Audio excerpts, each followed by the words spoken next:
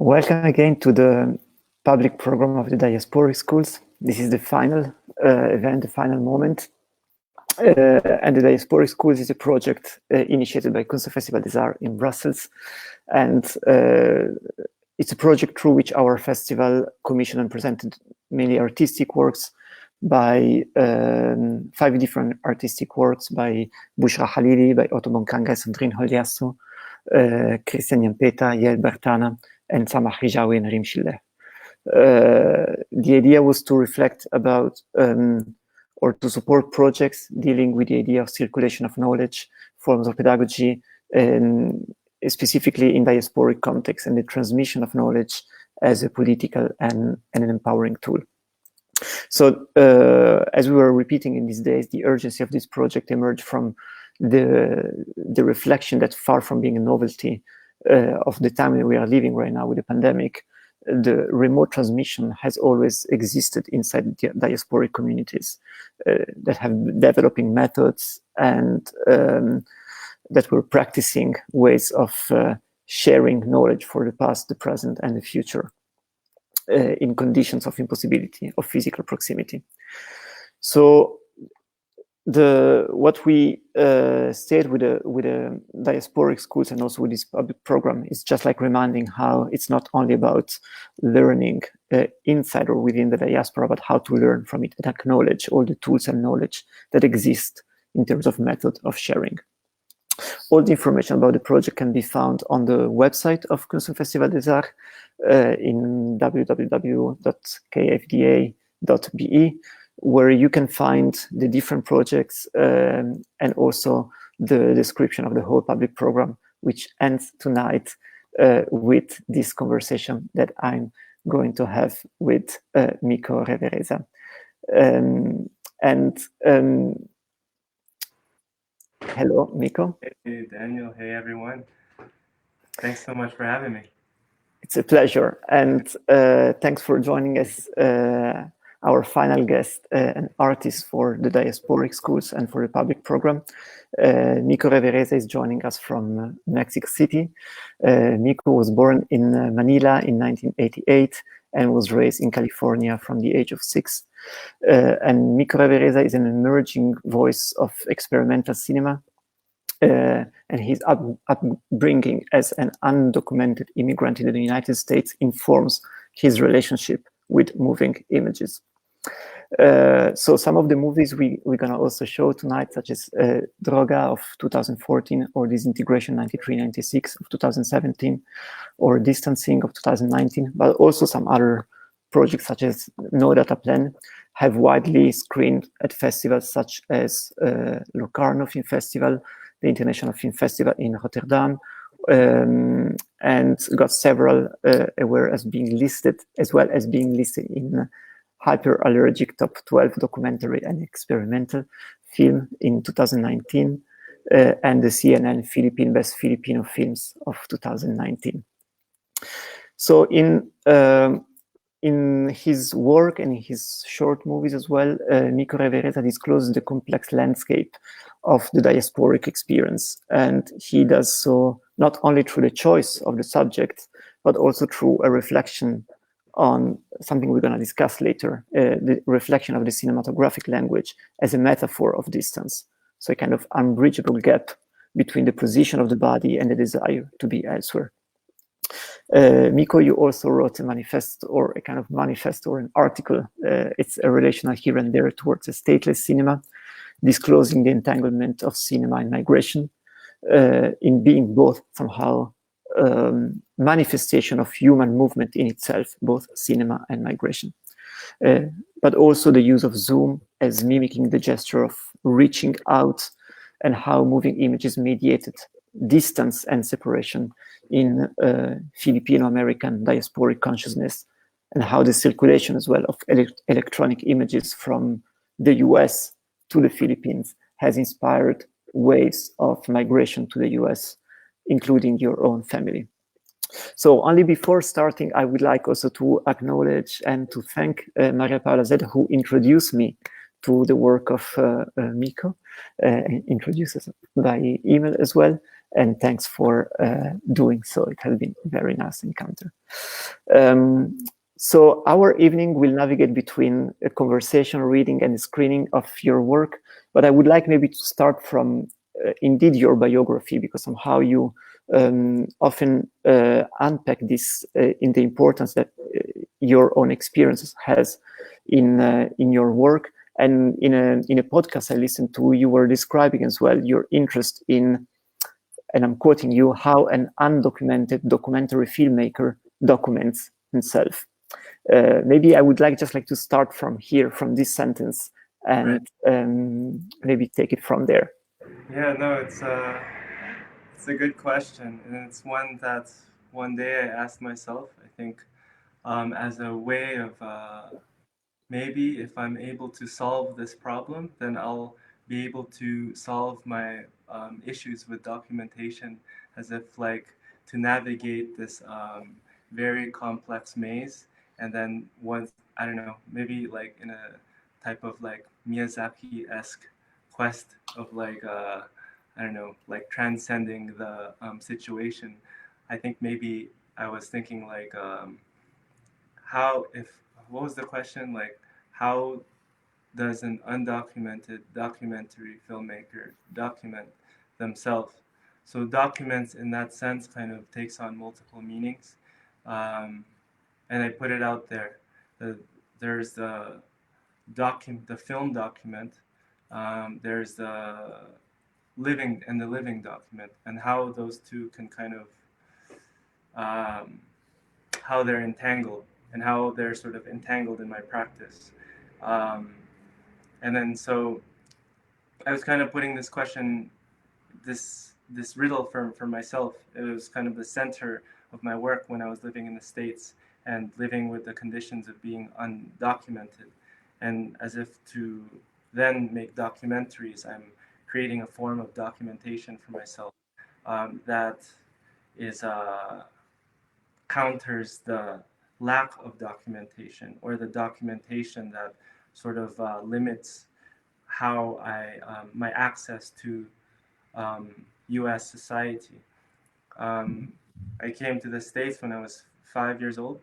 My parents brought me there, and then for 26 years I was undocumented in the States, and so like part of that is not being able to vote, but also not being able to drive, and or have financial aid for college, and not being able to work or have social security, and then so being limited these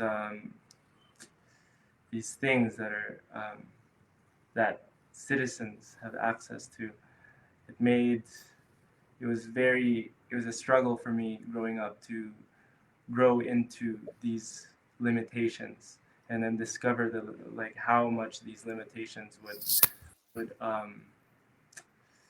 would be a challenge for me.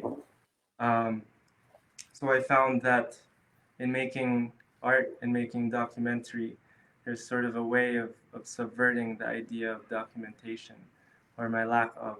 And it's something that throughout my films, or since I started making films, I thought there's a chance for me to not just document myself as existing, but also if there is a chance for the films to circulate, then maybe there'd be a way for it to also alter my legal documentation in the States, or see how the circulation of these films will sort of change how I also circulate throughout the world.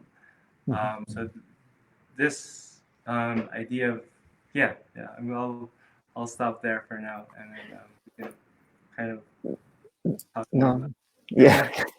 Thanks so much. And somehow I have the impression that when you were speaking about this in other conversations you had, that on the one side there's the idea of documentary filmmaking as a way to document yourself, as you're saying, but there's also another side which is playing with somehow the experimental language of cinema.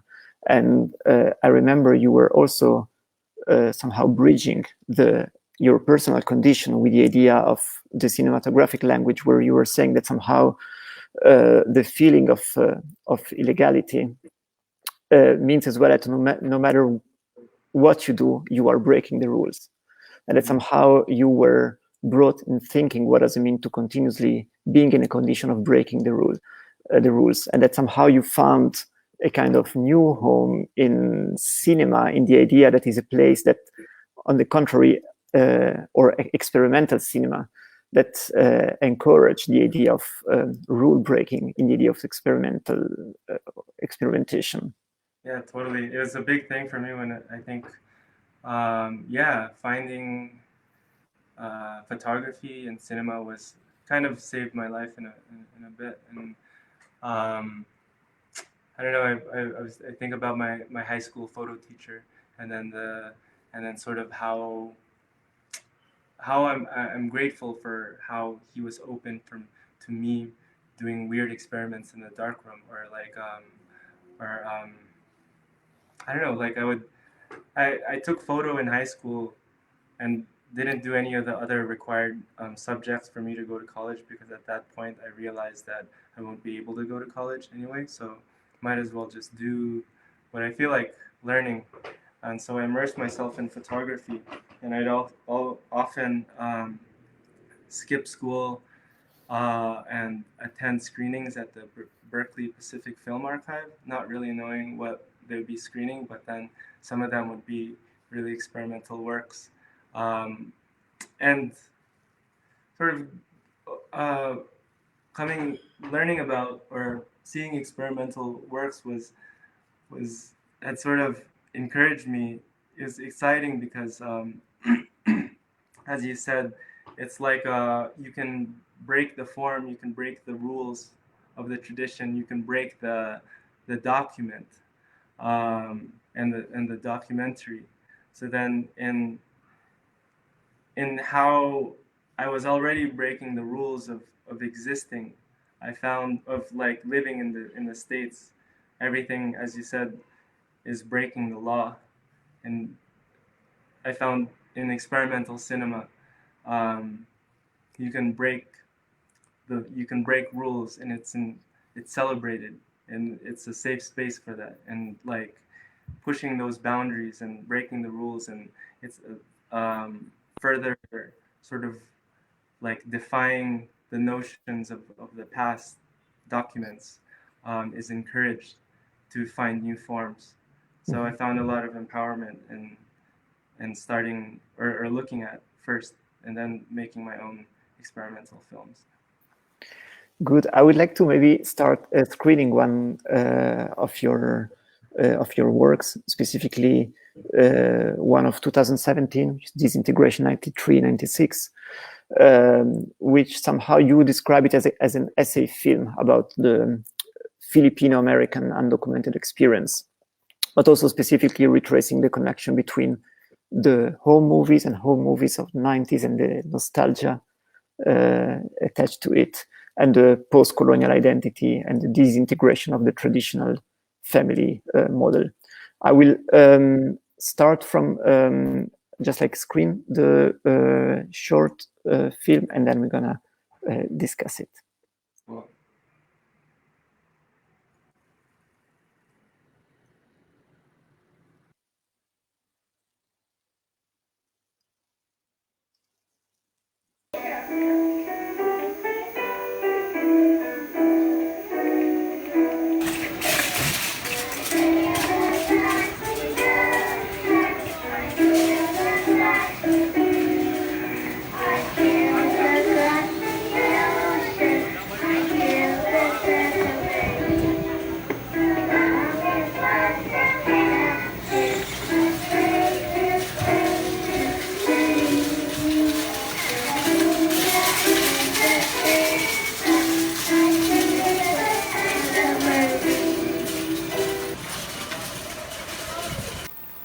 In 1993, I arrived at LAX airport. My dad spent the day navigating from Stockton to LA to pick us up. I hadn't seen him in 3 years. I often wonder about that lost time and what emotions my father endured. Perhaps a combination of excitement and vulnerability that comes with being in a new place, mixed with adventure and the reckless abandon of youth, and of course the loneliness, the solitude, the anxiety that gets the best of us, and the moments of infidelity that will forever remain mysterious in the masculine facade that assured a sense of security to my mom and I. Those stories may never come to light, and all I can do is speculate and compare my own experiences of youth in all its follies and successes, creative and destructive energies, in all its idealism, its hustle, its infuriation, anger, and violence.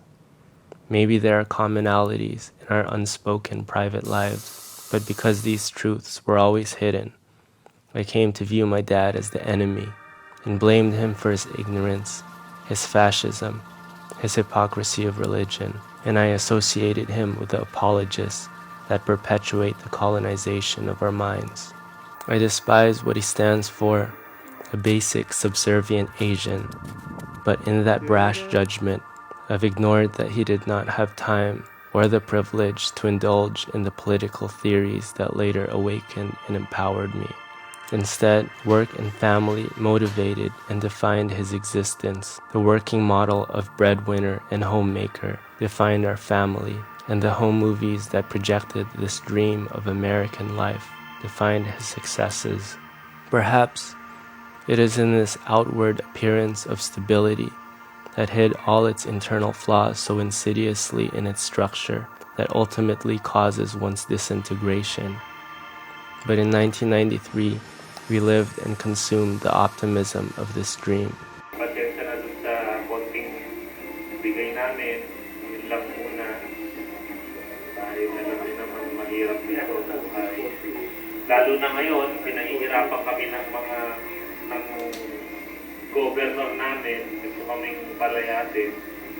Tapos, yung papel namin, hindi pa rin naayos dahil pinahihirapan kami ng aking best friend. Yun. Ayaw pang pirmahan. Kaya gano'n. There's a reason they call us dreamers. They projected this dream, this hallucination, this delusion our whole lives. After every year, we either became more resilient or apathetic towards it. Resilient or apathetic. I've seen firsthand what this weight does to a man's psychology. It wears on my father's face. The gradual disintegration of that projected sense of stability. And so I'm presenting these home movies from 93 to 96 because 1, it's a document that proves we've been here, and 2, because in these home movies we are not represented as illegal aliens. The video camera doesn't indicate our status, if we are undocumented, have a green card, or are American citizens. The camera doesn't say which date our tourist visas expired, but it did show our activities in 1993, and the first time I saw the snow, and which Nikes I was wearing, and my first Huffy bicycle, and which color Keds my mom got for Christmas, and the white Cadillac station wagon my father drove, and how many white friends I had at school, and how well I spoke English in 96 compared to 93, and to what extent we got rid of our accents, and how much money was shelled out each month to our immigration lawyer to look through the manila folders and envelopes and file cabinets containing the contents and details and numbers of our perpetually unresolved existence in America. If there's any sort of life lessons that can more or less simplify the complexity and absurdity of this American dream I inherited from my dad, it's that perhaps we can still live with our internal poverty as long as we can present ourselves in our best moments of luxury and video.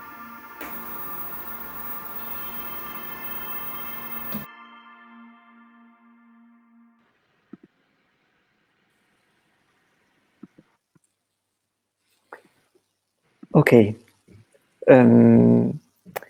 Maybe I would like to start from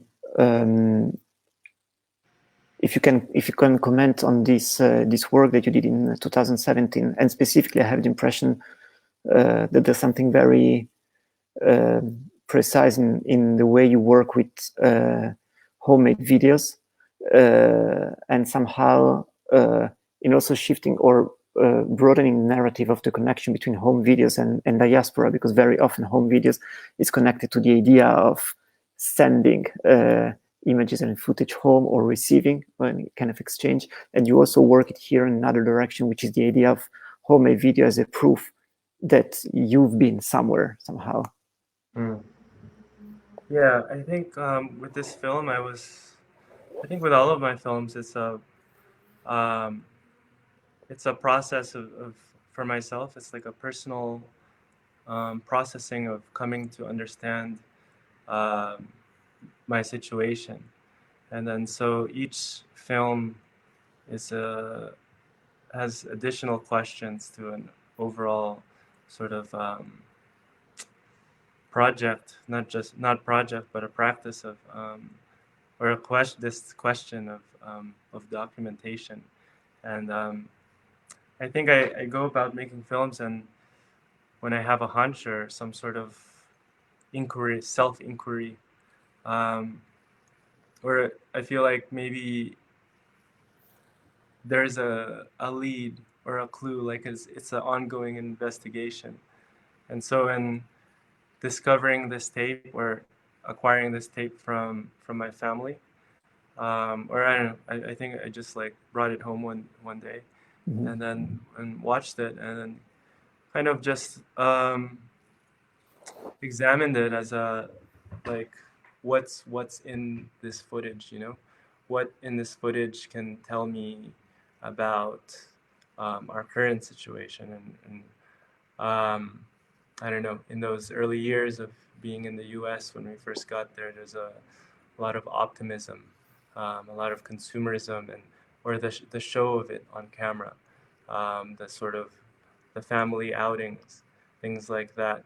The things that these are things captured to send to relatives in the Philippines that kind of portray uh, a comfortable life, or like a sense of it celebrates that like that we've made it to the U.S., which is kind of a big deal, um, and where that life is good out here, like um, seeing the snow or something is kind of I don't know. Filipinos talk about it as if it was some sort of aspiration to like Disneyland or something.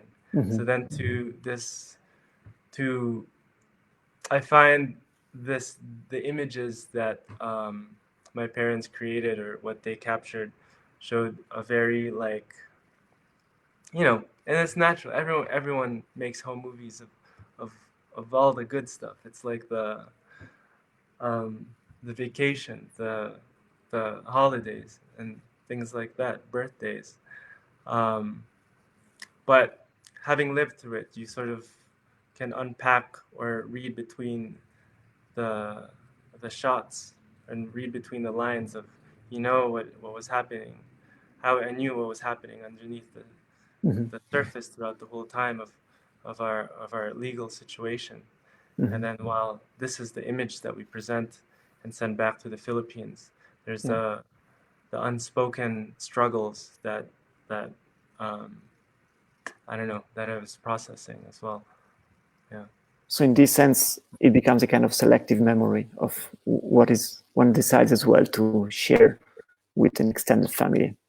Right. And I think there's I don't know, I think about these tapes, and before just home movies, with diasporic home movies, and this process of sending footage back to the Philippines as a sort of I don't know, brings, in a sense, with the Zoom, also does pull people closer, pull them closer, like as a way of also like luring them in or something.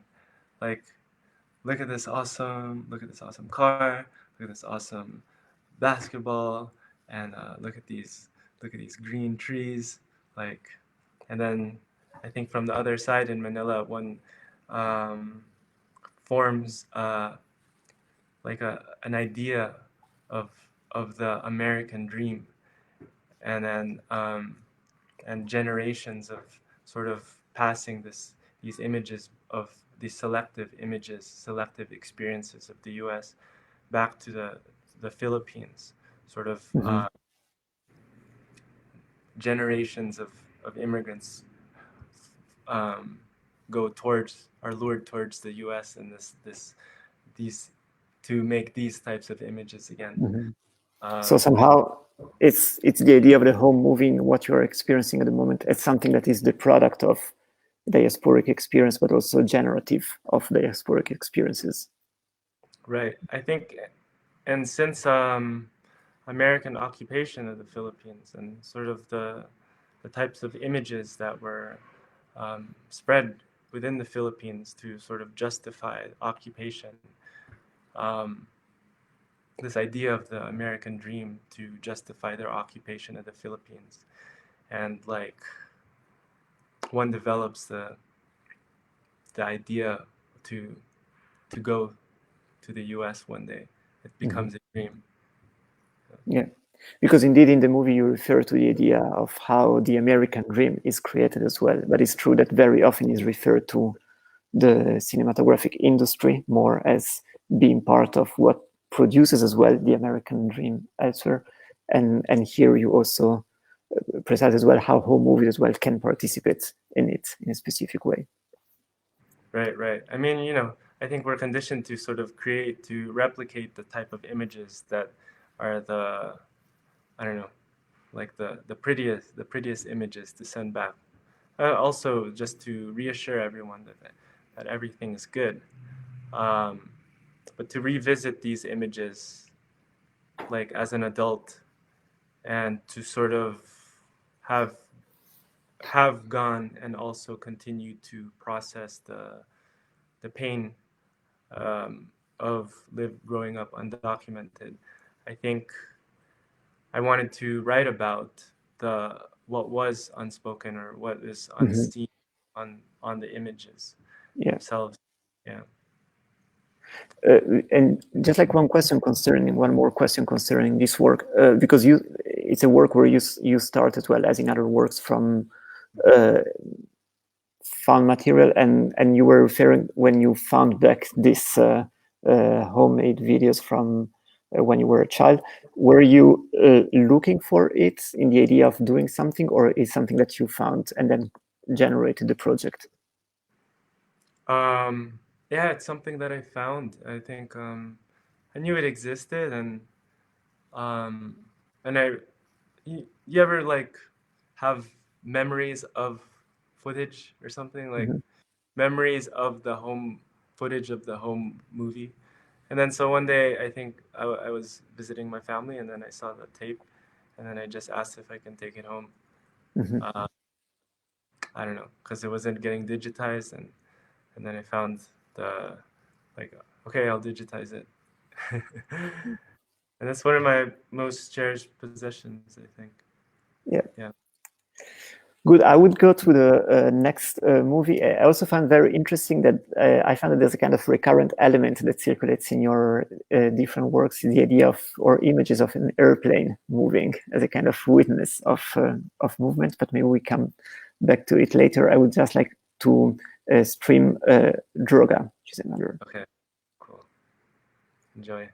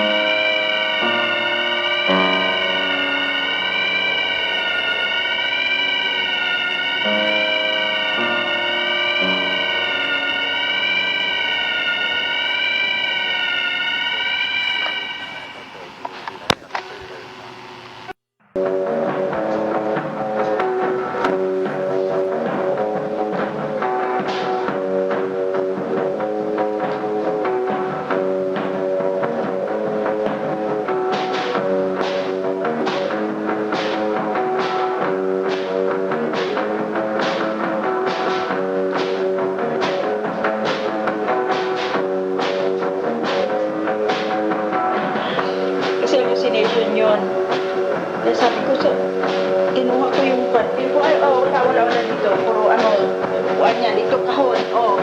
Sabi ko. Tapos tumawa siya. Ay, nga pala.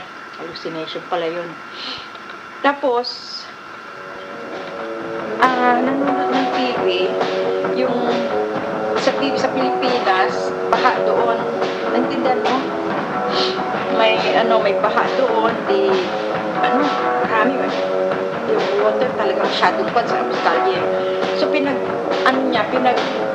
kumpay niya yung napupan sa TV, at saka yung sa kwan, actually, umihi siya din sa baba. Hindi niya siguro pero hindi niya alam yon. Kaya napasa doon, pero sandali, grabe, agitated. Masyadong ko na dito, magulo. Lumabas ka, sabi niya, tingnan, bakit? Anong nangyari? Midnight yan, mga 2 to 3 o'clock in the morning. Tingnan mo dyan sa labas. Tingnan mo dyan sa bahay. Yan. Magulo, kasi pinag-ano yung TV na pinanood, tsaka yung pag-ano na nag-hallucinate. Sino pang nandyan sa labas? Wearing sa kwarto ay sa resto. Paglabas, akala niya bahay na ito. Akala niya bahay namin yon, yung kwarto na kompleto. Tapos, kanyan pang bahay yung bandyan niya? Sila Bet. Lumabas ka. Sa akong sinisisi mo. Titanong mo. So, pero mga ganun sabi ko, mga hallucination niya. Pero one time, kami lang dito, tahimik buong compound kasi may pasok ng mga bata, hindi maingay. Tapos ang mga tao pumasok din lahat, siyempre kaya tahimik. Kami lang dinaday ko doon sa kwarto, nakatingin kami sa ako ang dinaday niya. Tapos doon sa pinto namin, mayroong guman siya, umiyak na bata. Kasi hindi kami nag-uusap kasi busy naantok ako ganun. Tapos gumanon kami dalawa, pareho, nakita ko sa salamin si Lolo mo, nakatingin. Bata, sabi niya. Tuta yata, sabi ko, tuta, papi.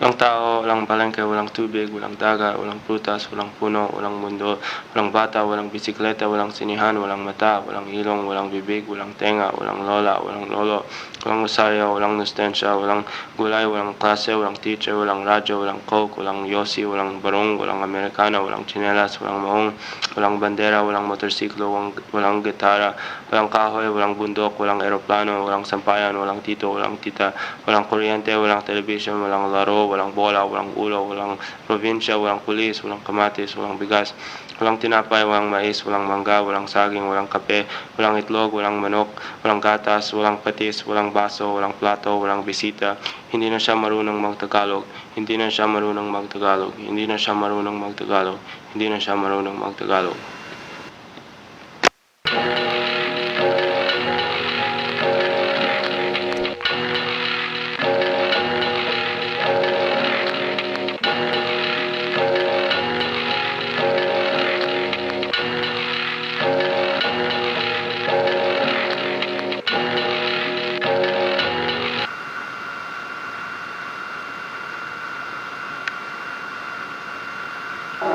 Diretso, sa taas, kanan, diretso, sa kabila, sa baba, sa kanan, sa labas, sa kaliwa, kanan, sa taas, sa loob, sa labas, sa kaliwa, sa baba, sa taas, sa diretso, sa kanan, sa diretso, sa kabila, sa taas, sa labas, sa kaliwa, sa baba, diretso.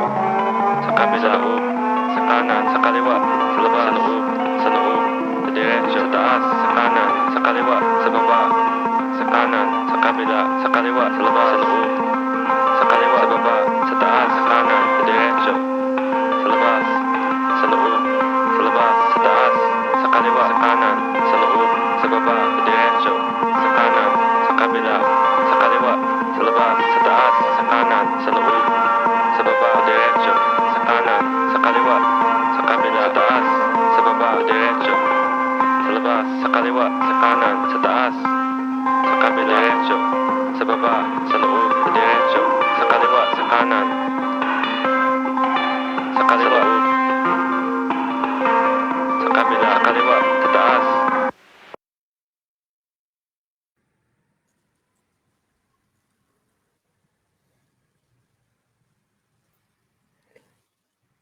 So we were just like looking at droga, and I would like maybe to start from the title of this movie. If you can elaborate more. Yeah, droga in Spanish and Filipino is drug, and I, in this sense, thinking about the American dream sort of hallucination, and there are these, and it also in droga, as you've seen, there's my grandmother kind of recalling my grandfather's hallucinations and relating to triggered by watching TV, and yeah, I think making this film was sort of comes from a point of ignorance of, I think, of my own identity or Philippine identity.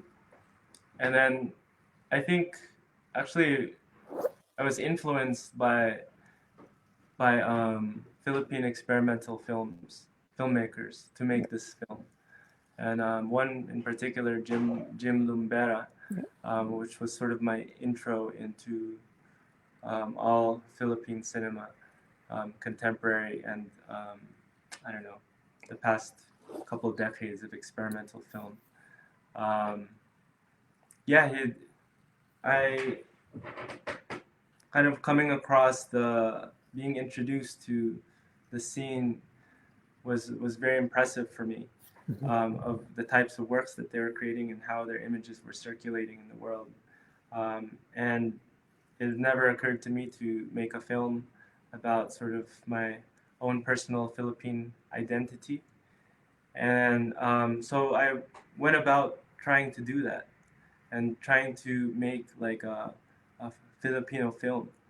And in attempting to do that, I found it was like this lack of understanding, this detachment, which I was coming from. And then so this film is created out of ignorance, out of forgetting, out of having that distance and trying to come up with something.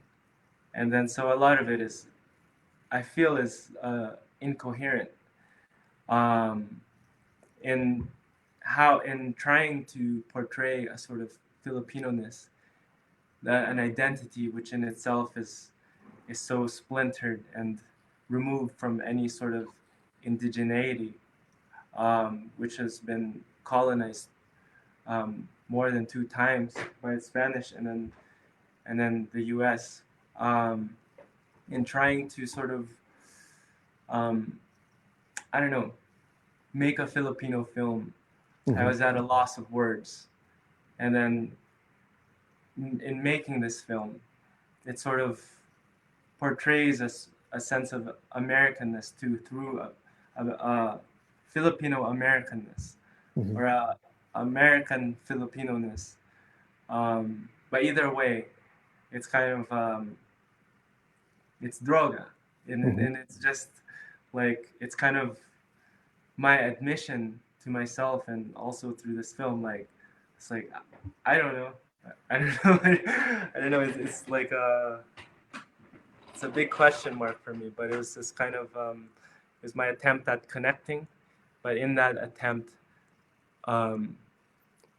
don't think I had something substantial of what Filipino-ness was, and so yeah, this is kind of what it is, and I feel like when I first made it, it felt like a failure.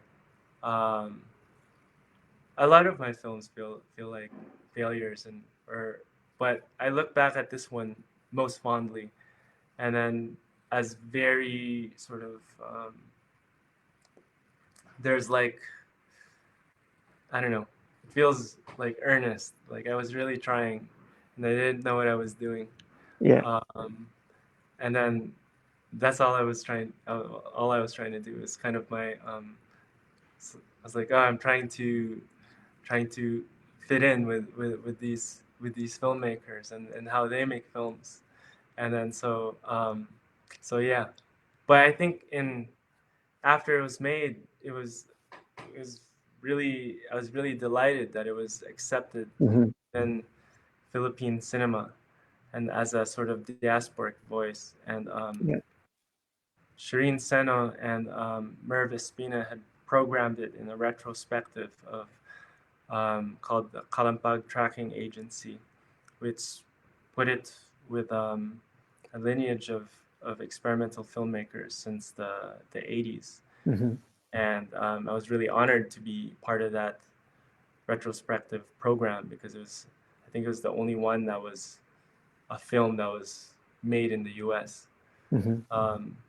Yeah.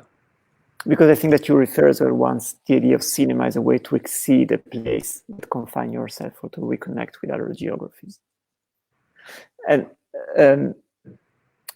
just like in relation to the title, because I had the impression that somehow I really like the idea of or how you named droga, and I had the impression while looking at it the first time that there's a kind of double tension that is present there. On the one side, the idea of droga as a kind of assimilation to American life and pop culture, that is somehow one aspect that is present very often for diasporic communities as well, this need of assimilate the dominant and the mainstream culture, but as well this longing for something else, and this idea of distance or something, the imposed idea of the diasporic homeland as an addiction, as something that cannot be fully reached. And I remember that you mentioned once indeed how the diasporic consciousness becomes less defined by where its origin are located than the reality that there is a distance from it. Yeah. No, I think my friend Jim might have given me the title for the film. I don't remember this, but when I was in Manila, he was like, I gave you the title. I can't verify it, but it has to do with him also, and he had a big part of that process or of inspiration. But yeah, and I think there is a bridge that was created while making this film, and it was a bridge towards a community in the Philippines, filmmakers, and then in finally seeing this program, this retrospective Kalampag Tracking Agency, I realized that I was making this cinema in a void in this U.S. removed from it, but then there is commonalities with other films like similar symbols. I don't know, things like that. I was like, oh yeah, we're all doing droga. We all consume the droga, but I also I don't know. Sometimes you just gotta have a good title, and then like you start with that. And then I think I also intended to make music under this band name or something, Droga. And then I made some tracks, and then I also made the score for the film. And then in the film, there's this sort of fictional band that my grandmother is dancing in, like this sort of I don't know, like garage rock type of meanings. And I think it's something like it's a word that's resonates with me a lot. and even now it resonates a lot. It has the contemporary meaning in the Philippines with the drug war is super heavy. Um, I don't know, there's extrajudicial killings over suspected drug dealers and drug users, and the Duterte administration is conducting these death rates, countless death rates. So in the moment, like droga has a very heavy meaning. Yeah. Yeah, and then I see this in Manila and everywhere in the Philippines. I see this term like everywhere, like as a sort of anti-drug propaganda. This anti-drug propaganda everywhere. Yeah. And so you were mentioning that you are also work in music and you also a writer. I mean, you also write about cinema, and I would like maybe to jump on this section because when we encounter your work beside the cinematographic work, we're very impressed by the text that you are writing, and specifically I propose to you to read one that you wrote, which whose title is Between Here and There towards a Stateless Cinema, which in a very poetical way, it opens up a lot of questions about the relation between the cinematographic language, the idea of distance, and the experience of the diaspora in relation to moving images. And before I was mentioning to you as a kind of that I perceive it as a kind of manifesto almost. I don't know if you consider this way, but I would be just like happy if you would like to read the text. And before going in this, I also want to say to if anyone has questions or comments, you can always type this on the comment section wherever you are following this conversation live, either on Facebook or YouTube. And in case, I mean, we're gonna go on other screenings, but there might be time for commenting section after. Yeah. So, just also on that note, before I start reading, I'm returning to this airplane image that you mentioned earlier. That sort of, and you'll see it in the last film as well. It never occurred to me that I'm using this image like all the time. And it's at the same airport. It's at LAX airport. But then in these 3 short films, I was it was like, okay, I'm making a film. Where do I go? And then my mind just goes to this airport.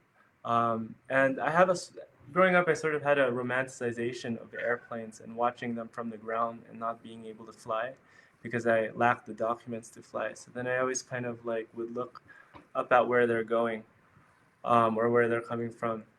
And then so in this sort of like romanticization of the airplane, I gravitate towards this airport. And coincidentally, it only occurred to me much later, like, oh yeah, this is the airport that I arrived in from Manila when I was 5. And then and most of my films like capture the planes that sort of fly over this little patch of grass at this the In-N-Out burgers just across the street from the airport. But I visit this place a lot for making films. And so yeah, I'll talk more about sort of the non-spaces of airports and trains and things in this essay. I'm reading it from it's published in the nonfiction journal from Open City Documentary Festival. So shout out to them. Okay, let's get into it. Between here and there, our cultural idea of distance is constructed. This is more or less the premise of a long-distance relationship, a relational here and there, 2 terms that dictates absence as a prerequisite for one. Throughout the simultaneous advancement of modern transportation and the moving image, concepts of distance, footage, and expiration of time have remained central and structural to the medium. In order for images to move, footage must pass through a machine and distance is traversed. By combining various lengths of film strips together, time is constructed through assemblages of distances traveled. In camcorders, the zoom contorts our perception of distance. It is a crucial function that has been widely adapted in the home movies of diasporic communities in the United States. In absence, we long for what is distance. Zooming mimics the gesture of reaching for, to pull something far away closer into view. These images were sent back home, images of pointless zooms into nothingness, as if gesturing only towards the act of reaching itself with the desire of closing that distance. I'm interested in how moving images mediate distance and separation in Filipino American diasporic consciousness, and how the circulation of electronic images from the US to the Philippines has inspired waves of migration to the States, including my family's own. Today, long-distance relationships feed our relentless global image culture. Grainy FaceTime, stuck faces, and latency issues, images of partners with missing frames. Like gaps in time, we miss crucial pieces of each other. Within time, we embody distance in ourselves and our surroundings. A diasporic consciousness becomes less defined by where its origins are located than the reality that there is distance from it.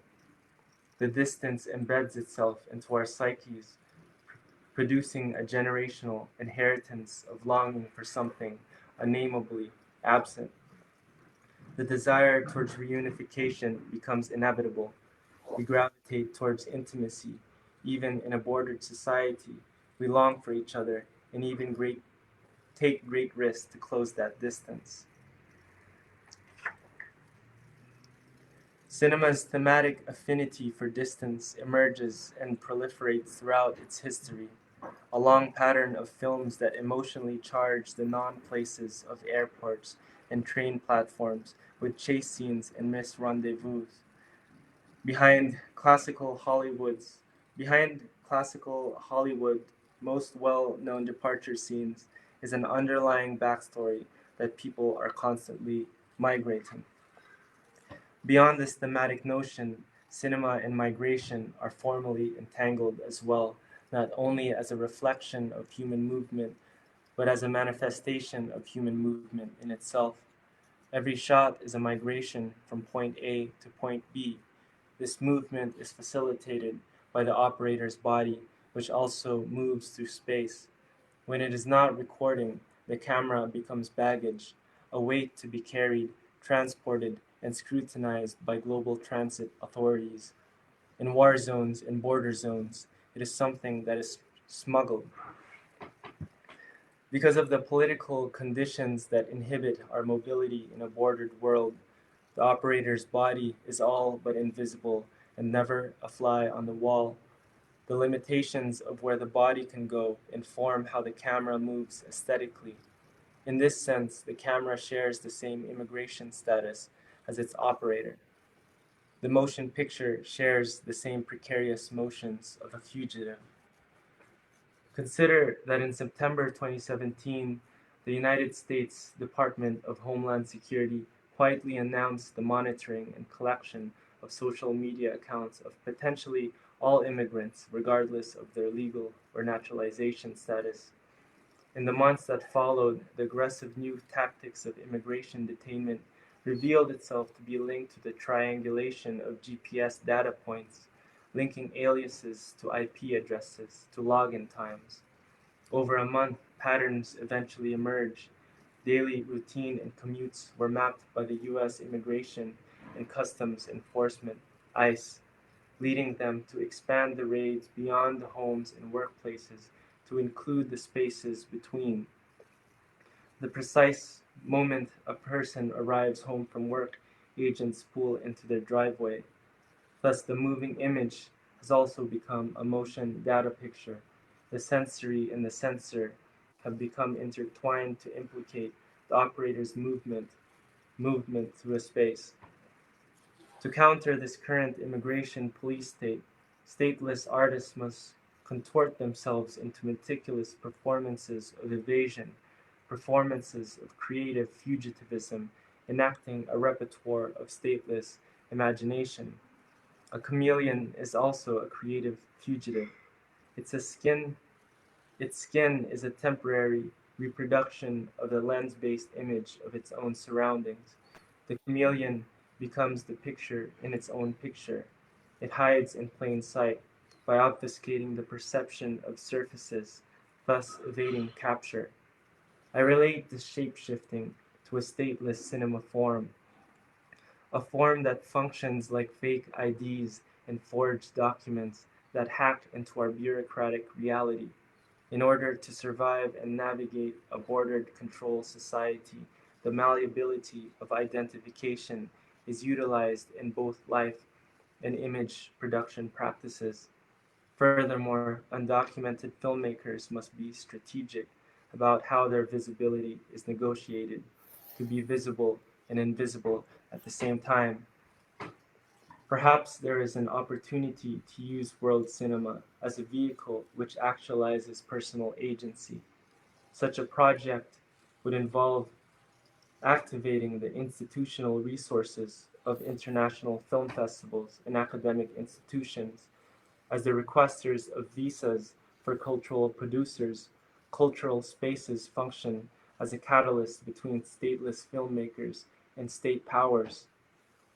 Through cultural engagement, travel can be negotiated, and in a sense, through the international trafficking of moving images, filmmakers can smuggle themselves through borders with their cinema. We are constantly moving, migrating. Even in stasis, we embody the movement we once made or dream of a future escape. Chantal Akerman plainly stated this condition of perpetual movement in the title of her final film, No Home Movie. These three words aptly convey the experience of making home movies despite not having a home to identify with. A common premise in her films that is echoed by stateless filmmakers of today who address the hollowness of nostalgia from having been uprooted their whole lives. Fittingly, the word nostalgia relates to the ancient Greek nostos, which refers to the theme of a hero returning home from sea. If the sea is analogous to the separations of a now bordered society, we too have lost our ability to return home. If movement becomes one's only sense of normalcy, it is appropriate that we have placed our existences in moving images. Thank you. Thanks so much. There's one element before going to the last movie that I think it's crucial as well in everything that you were writing. I mean, many elements, but among them, there's this idea as well of stateless cinema as something that is brought by you not as a condition, but more as an agency as well, to restate something or to imagine new forms of identity through this idea. Yeah, I mean, I think this was through experiencing how my films would circulate and sort of the invitation of the film festival that I then present to the visa agency or the state power that'll grant me permission to travel there. I think there's immense power of the institution that the filmmaker has access to, and then can transcend these borders, these systematic borders and physical borders, and in a sense get to the place that or travel. And this is an interesting project, sort of like the movement after making the film, the movement of the film, its circulation culturally in cultural institutions, and how to like sort of hack the bureaucracy that had been limiting that for me, like my whole life. Yeah. I find like cinema as a sort of life hack, that it can transcend borders, at least for my case. And yeah, I think in a sense, my initial inquiry of how does an undocumented documentary filmmaker document themselves, it has to do with that also. Yeah. But obtaining a sort of travel document, like cinema allowing you to obtain a travel document, is the next step after making the film. Yeah. And from here, I would like to go. Sorry. Go ahead. And there's a connection. There's this.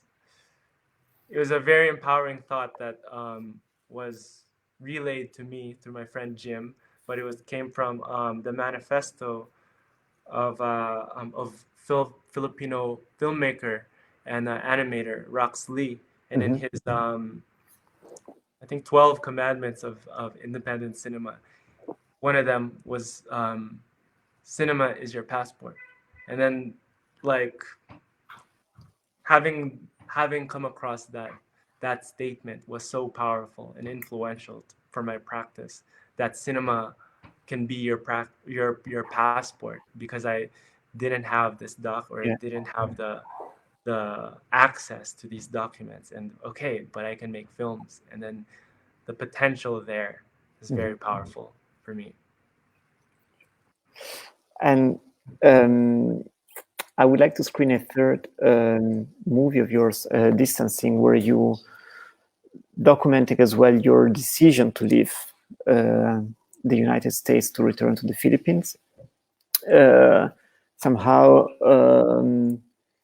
it's let's maybe first go to the movie and then we can discuss it. Okay, great.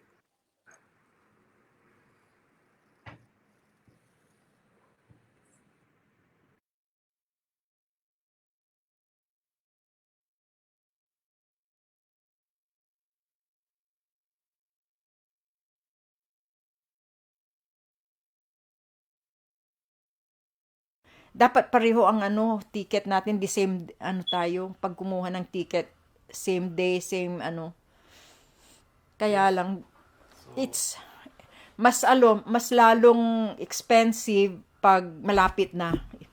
Pero kung medyo matagal-tagal pa, kailangan kailangan titingnan diyan dito yung mga pinakamababa. I looked at the prices the other day. Magkano? Right now it's like 650 to 700, 650 to 800 round trip. Oo. Ano yung Ano yung 650? Anong airlines? Like Philippine Airlines. Mura yun. Hindi.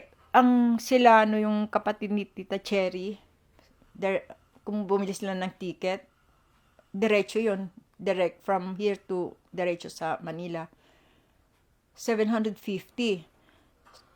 Sabi nila mura. Kami ni Lolo mo nun pag nagbibiyahe, 650 sa mga mga Eva Airlines. Maganda ang nila. Sa PAL hindi maganda ang service, pati pagkain, kaya lang diretso 12 hours. Pero sa Eva Airlines, so yung mga Korean airline, bababa ka sa Korea. Parang 1 hour yata yun o 2 hours na magantay ka. Change flight para Manila, at least nakapag ganun. Mine's just one way. Pwede ba yun? Yeah. So my ticket will only be like $350. Tinanong mo na? Did you ask already? I just look online. Ang on alam, the internet. magtanong ka, pagbalik, ay oo nga pala Parang akala ko tuwing back and forth. Bakit? Ganun ba yun? Bakit ganun? Nagtanong ka na? Did you ask? There's no one to ask. Ganun ba yun? Yeah, you just either buy a one-way ticket or a round-trip ticket. Kaya round trip ako kasi babalik ako. Hindi ka na pala babalik. Oo nga pala. Kasi sabihin ko sana sa'yo, di next year mo na gamitin, hindi mo naman ka makabalik dito. Baka kung bumalik ako dito, mali ito. Baka wala na siya. Siguro, Pero, karamihan ng alam ko, sana lang wala na rin. naintindi Bago na. mo ako. Hindi, walang, wala kami, wala, naalala ko noon, dumating kami sa gabi, nahintay, naalala ko noon, anong year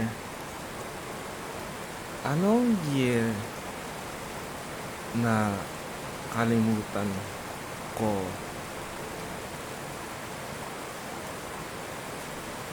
Buhay namin sa States,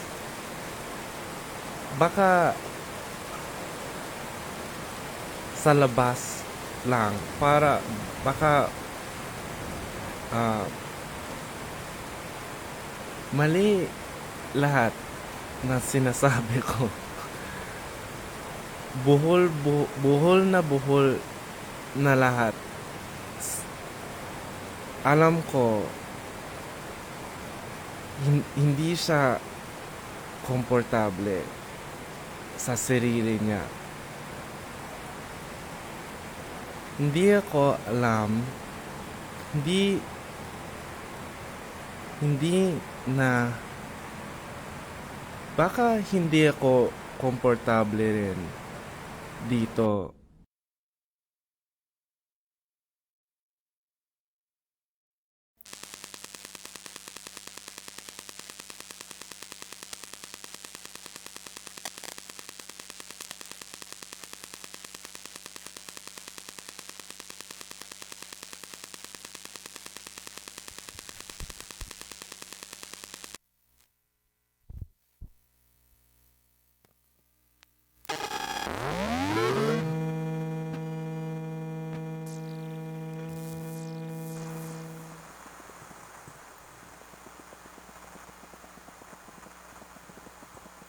In H-37 cannot return to his country. The reason is a little vague. Ne vous retournez pas. Vous croyez qu'ils sont tous morts? Non, pas. Que le pied va directement après avoir reçu tes lettres. Seulement une fois tu as écrit New York 2025 et une autre fois 2027.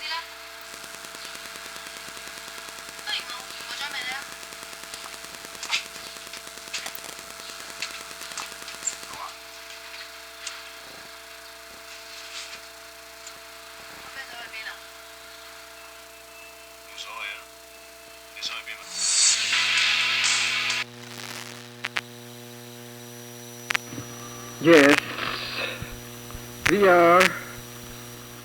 we still are displaced persons, even today. And the world is full of us. Every continent is full of displaced persons.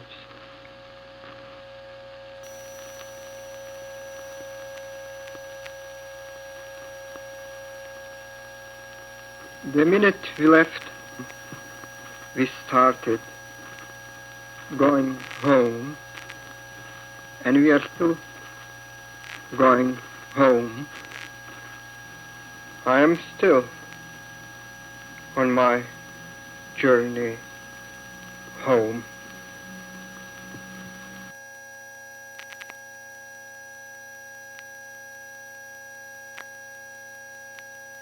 How do you feel about kids like that? You know, like like immigrate from Asia and then later on come to America, and now they're in trouble. I feel sorry for them. Feel sorry for them. Because it's not anybody's fault. It's the whole stupid system of this world. Okay. Right? That's right. If Nixon hadn't bombed a country, we wouldn't be here in the first place. Right? It's the whole market system. This fucked up country sell weapons, make weapons, sell to each other, they kill each other, and as a result, everybody's fucked up like this. This is reality. It's not a movie. After 30 seconds, you'll resolve the problem. It's going on 24 hours a day. What is reality? Huh? What is reality?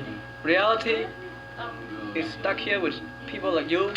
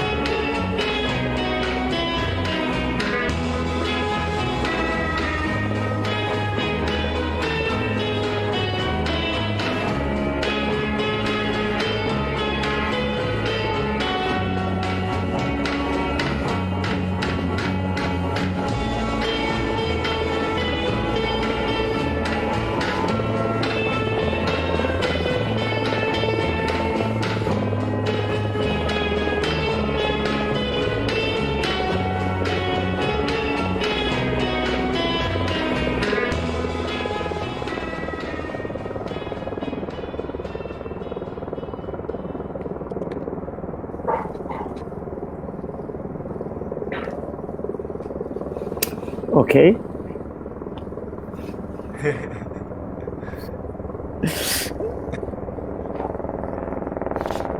So that was distancing. Yes.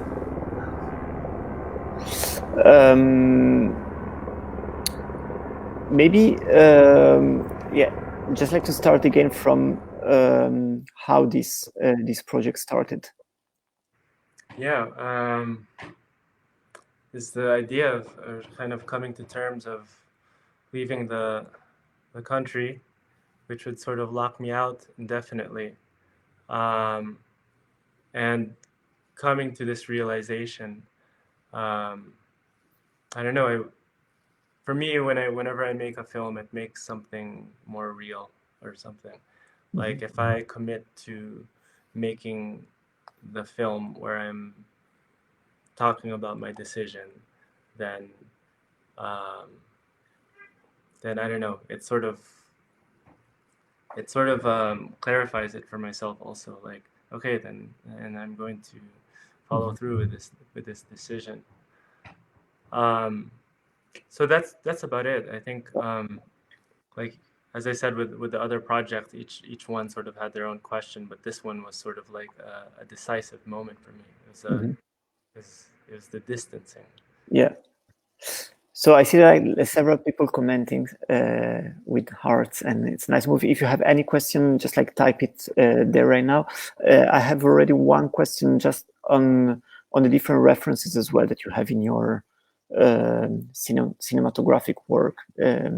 In here as well, it goes between Casablanca to Chantal Ackerman, which is very dear to us. Yeah, no, it's great actually that this curational order. I'm realizing it now. I read that we are in the city, and then and this is good. I was the sort of pairing, because then a lot of these, I was writing this essay at the same time as making this film, and then so a lot of what I was thinking about was I was collecting this idea of stateless cinema and collecting the films which I thought had a sense of a theme of the non-space or the border, or the sort of zone, the departure zone, like the train platforms, airports. There are countless films like this, and there's it's typically like someone running through the airport to catch, I don't know, their like last chance to declare their love for someone, or like, oh, don't go or something. But then if that, in that sort of running or something, I was thinking like there's this fear of like of leaving, and then or separation, the separation of once of one leaving, and then you have distance from each other. So even in the most Hollywood movies, there's this sense of this this long distance relationship. And then so in making this film, I wanted to sort of also make an homage, not really an homage actually. It's more of like just putting my research references right there, and then by ripping the DVDs as a and sort of like having their audio, some of their audio on there, as it's certain, I don't know, as a sort of like echoing these sentiments of distancing. Yeah, because somehow indeed you refer to Casablanca or to Chantal Akerman or Wong Kar-wai or Jonas Mekas, and I had the impression as well that when that is part of what you are referencing, indeed, somehow also in relation to something that you mentioned elsewhere, the idea of, on the one side, being stateless versus a kind of sense of community with the film community. And what does it mean as well, the film community as a transnational form as well of community? Right. No, I think it's a beautiful thing to think about. It's a sort of identity and community that's not bound to borders, to national borders and national identity. And for in any sense of national identity that I've sort of tried to attach myself to were fraught ones, whether being this idea of being Filipino or American. Never fully is not adequate to sort of it's not an adequate like description of what it is actually. And in going back to the Philippines, it's always a more complicated story of where one originates or why, I don't know, I talk how I talk. And now, like, what am I doing in Mexico City? It's I like these complications a lot, and I think they're more generative than just saying that I'm Filipino or American. And I find I don't know, I find home, the idea of home is also a sort of fraught concept because living in the States for so long and never gaining citizenship or permanent residency, there's just a sort of lack of a legal sense of home. Yeah. And returning to the Philippines was also, it felt very foreign to me, and I was foreign to them. And then I don't know, this sort of dual foreignness in these countries, that the only places that I could call home, that I find home is a very fraught concept. But if there's a idea of belonging or sense of community, I found it to be in this like I don't know, just in the small spaces of the time frame of a film festival. Mm-hmm. And then where, in a sense, like everyone had traveled there, a lot of people had traveled there, and it's this temporary sort of, I mean, it's not completely borderless. It's in a city, it's in a state, but in a sense, it feels sort of like a non-space in itself, or like in this temporary liminal zone where we've all sort of gathered to watch films, and there's a sense of home and community there, at least temporarily. Mm-hmm. Yeah, because you also refer to this idea that I'm still on my journey home. That somehow, indeed, it's yeah. No, it's Jonas Mekas' word. Yeah. And it just resonated so nicely for me. I don't know, like the minute we left, we were on our journey home. I'm still on my journey home. Yeah. Like, I don't know, there's so much loaded in that to sort of perpetually be on your journey home, and sort of, I don't know, perhaps it's never achievable. But yeah, I don't know. I think it resonates a lot with me, those words. Good.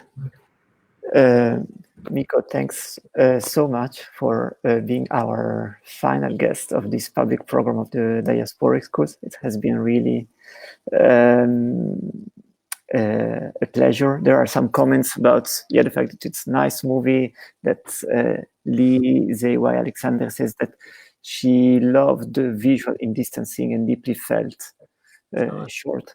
So Thanks everyone for joining, and yeah, Danielle, thanks for having me. It's been a real pleasure.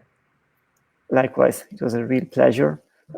Maybe there's just like one last question that I will grab from because I think that one. It's a question.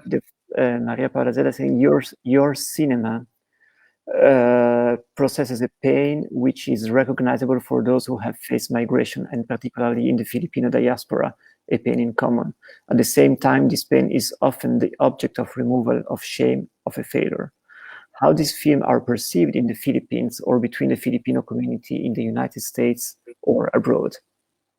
Yeah, it's a good question. I think, and there is a sort of shame there's this processing of pain and also shame. There's this the word in the the term in Philippine community in the U.S. is TNT, for which stands for an acronym for Tago ng Tago, which means hiding and hiding, for those who are undocumented. So in that sense, to be hiding, it sort of hides. There's a element of shame in that, to hide your situation, and it's a precarious situation. But I think, I don't know, I'm sure the Filipino community in the diaspora and also in the Philippines, and many people, I hope, process it differently because it's complicated. And but it was awesome having. The only thing I can remember really is the screening that I had of No Data Plan at UP Vargas, and which was one of my favorite screenings actually, and how people sort of the curiosity people had of this train journey across the country, and also of the U.S., the situation in the U.S. and the situation of undocumented immigrants at the time. It's an interesting conversation. Also, for me to then watch a film, I don't know, it's watch my own film that's set in the U.S. from the Philippines was a very surreal experience, and I had also experienced this similarly in watching like other Hollywood movies from the Philippines, of like, oh, like there's that location in LA, I know that location, I can no longer go there. Also, then there's this process of being removed from this fantasized image of Los Angeles, and then like oh, I know that location exactly, like it's unattainable, or like it's inaccessible again to go there. And then watching my film on the big screen in the Philippines was equally surreal to watch us. It's like it removes me from living from that experience of being on the train to watch it on the cinema again. Like, oh, I'm watching a film, an American film, like an American road trip movie or something. But yeah, I'm not sure if I fully answered that question, but thank you. All of my films, or this practice of making filmmaking or of doing films, is one of processing all sorts of emotions and all sorts of inquiries. And I think those are, I don't know, it's part of my thinking process. And without having film, maybe I wouldn't be investigating these things, these personal things so much. So I'm grateful to have this medium which I can process all of the really complicated situation that I continue to live through.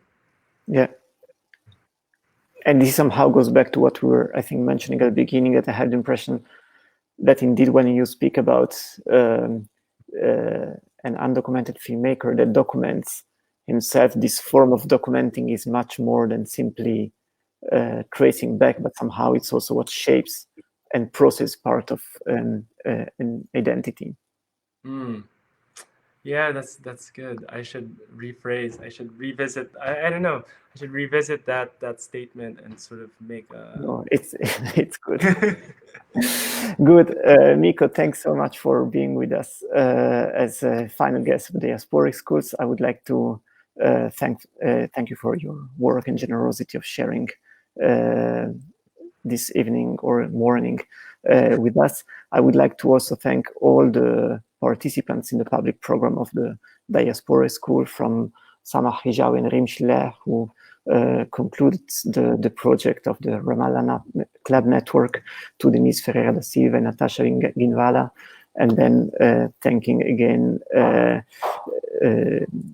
Achille Mbembe and Ogutu Muraya, Christian Yampeta, together with Eric Siuzuzo, and Bushra Halili with Joachim Ben Yacoub, and today as well with Yael Bartana and David Bernstein, Otto Bonkanga, Sandrine Holjasso, and Diana Campbell-Betancourt, and then finally with you and all the team of Kunsten Festival des Arts that make this public program possible. Thanks so much, and all the information about the public program will be present on the website of Kunsten Festival des Arts, www.kfda.pe. Thanks so much, and thanks, Miko. Thank you. Ciao, everyone.